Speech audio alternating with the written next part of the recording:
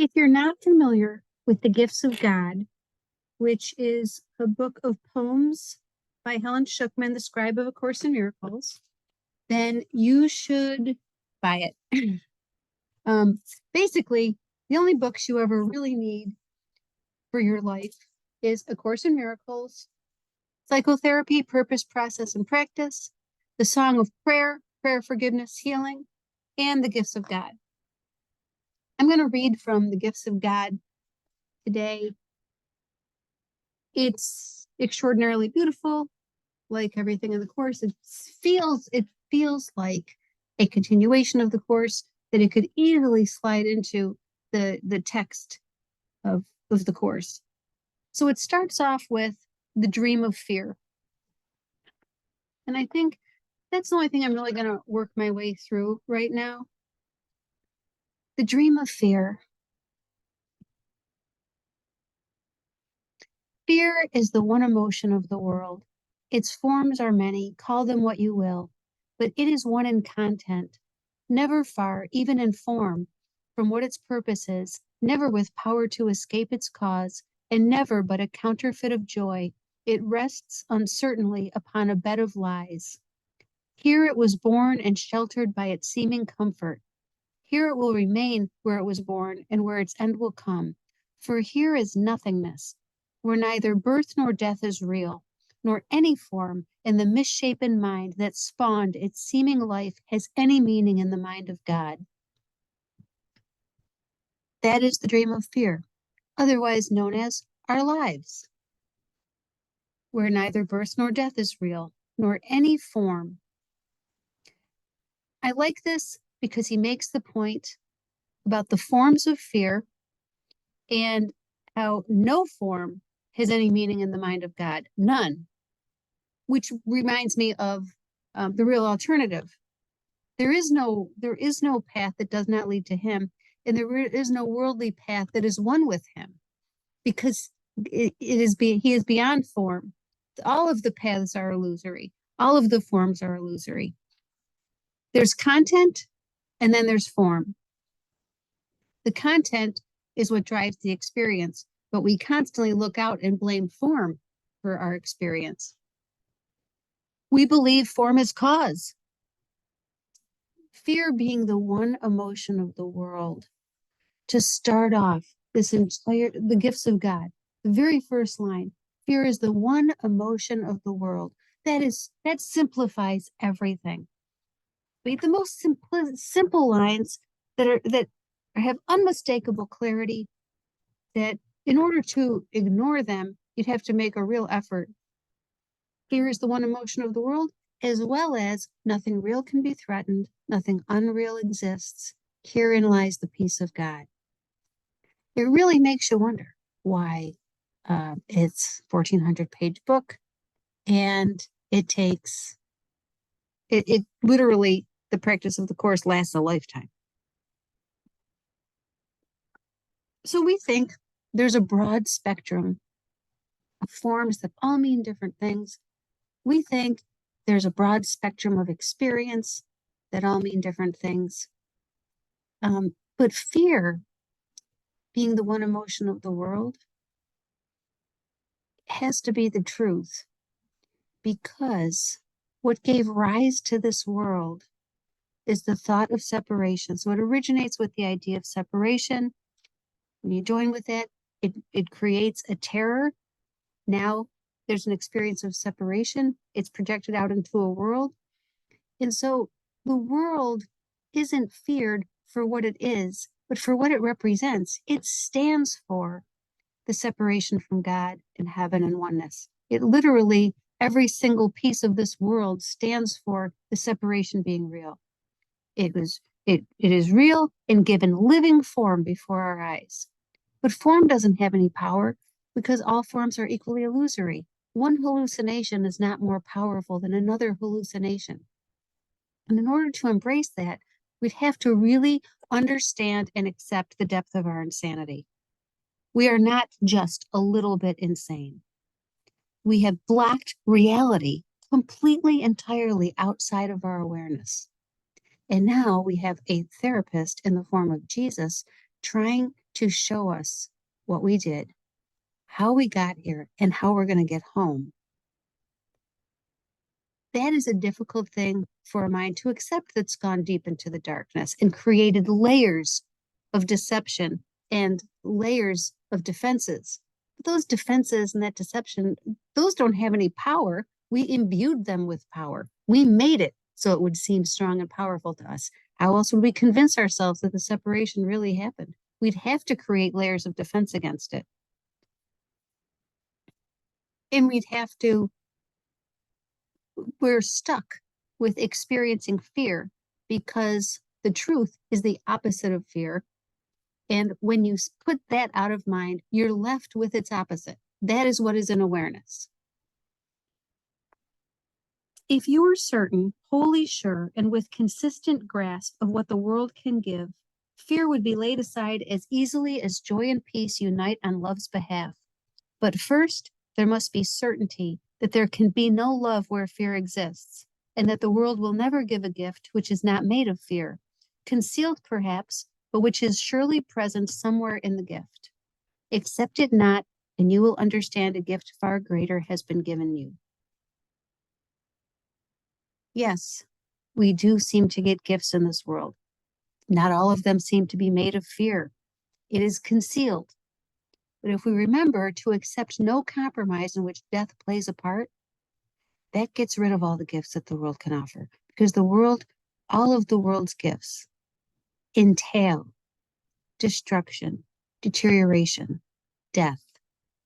They proclaim you are a vulnerable thing that walks this earth. So how do we become wholly sure and with consistent grasp of what the world can give? We look with Jesus upon what we made. We look with him. We don't try to fix it. We can't fix it, but we don't try, because it seems like we spend a lifetime trying to fix our dream, trying to have the better dream, and being disappointed. All roads lead to disappointment, nothingness, and ultimately death, because we can't change the fundamental nature of the world as standing for something that is the opposite of heaven. We can't change that this world is a depiction of the idea of separation made real and giving living form. So I know I'm very repetitive with this, but the need for repetition is already established by Jesus in his long, funny book. There can be no love where fear exists. The presence of fear proclaims there is no love. The presence of love proclaims there is no fear, because each are whole and experienced fully.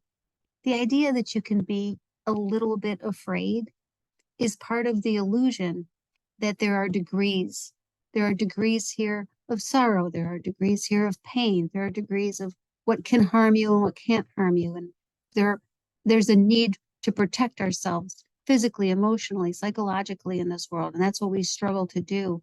The body is so complicated. It demands all of our attention to ward off fear, to engage in some illusory idea of safety and protection, even though inside we must know safety has no meaning in this world.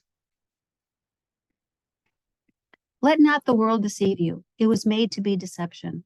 Yet its snares can be so easily escaped, a little child can walk through safely and without a care that would arrest its progress. Dreams are dreams, and everyone is equally untrue. This is the only lesson to be learned.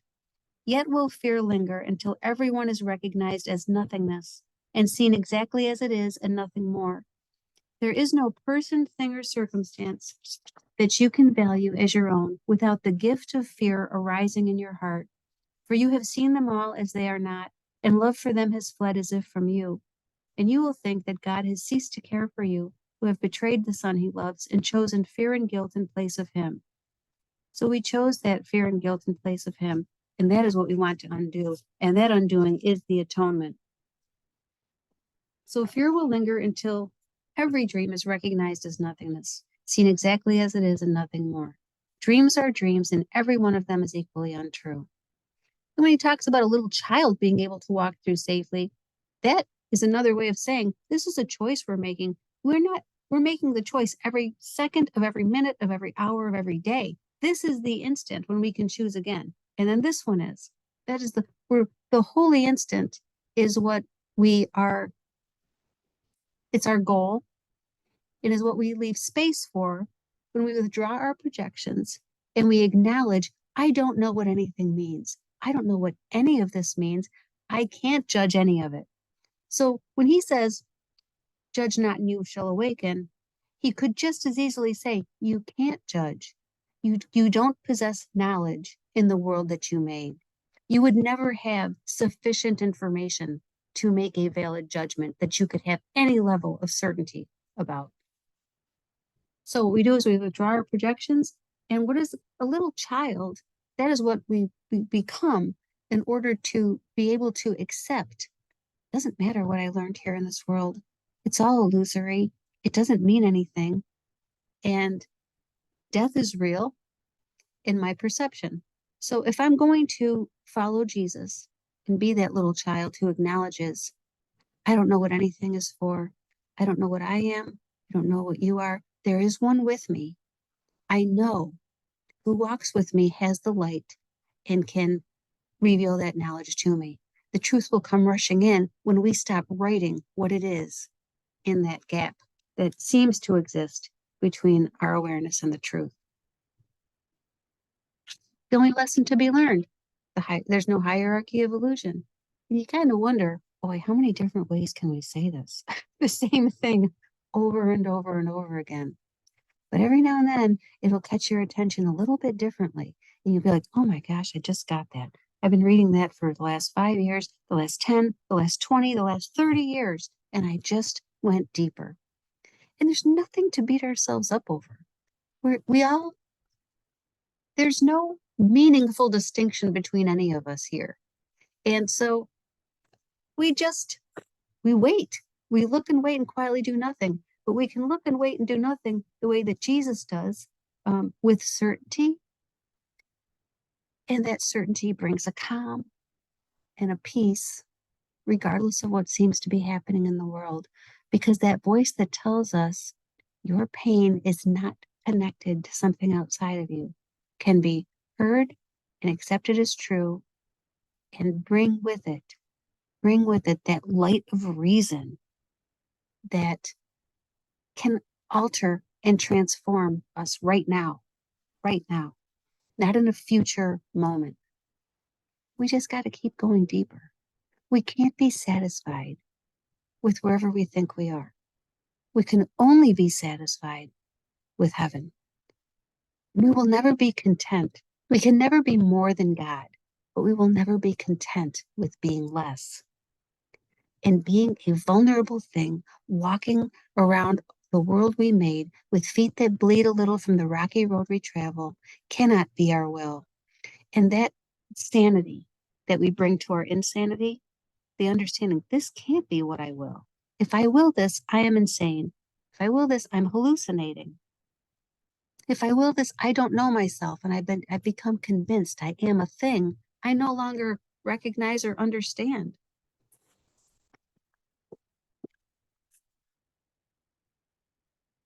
I'm not going to go through the entire The Gifts of God, but I highly suggest you read it. It's just so beautiful. He says, there are no scraps of dreams. Do not think gifts can be received where fear has entered and has touched your sight with gross distortions that the world thinks real.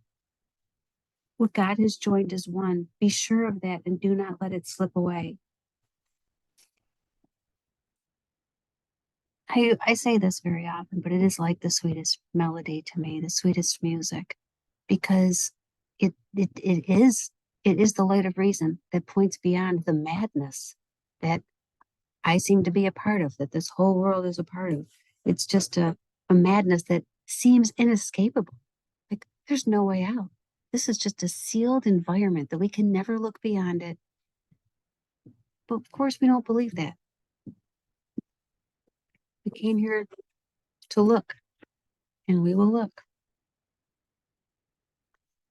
Choose once again is still your only hope. Darkness cannot conceal the gifts of God unless you want it so. In peace I come and urge you now to make an end to time and step into eternity with me. There will not be a change that eyes can see, nor will you disappear from things of time. But you will hold my hand as you return because we come together. And when we do become afraid, when we become terrified, when we become upset by anything, when we cling to our grievances, the only thing that happened is we drop Jesus' hand. And then we say, you know what, Jesus, I got afraid of your love and I dropped your hand and I went back to my friends, fear, pain, and guilt. And now I'm going to pick your hand up again. That's all.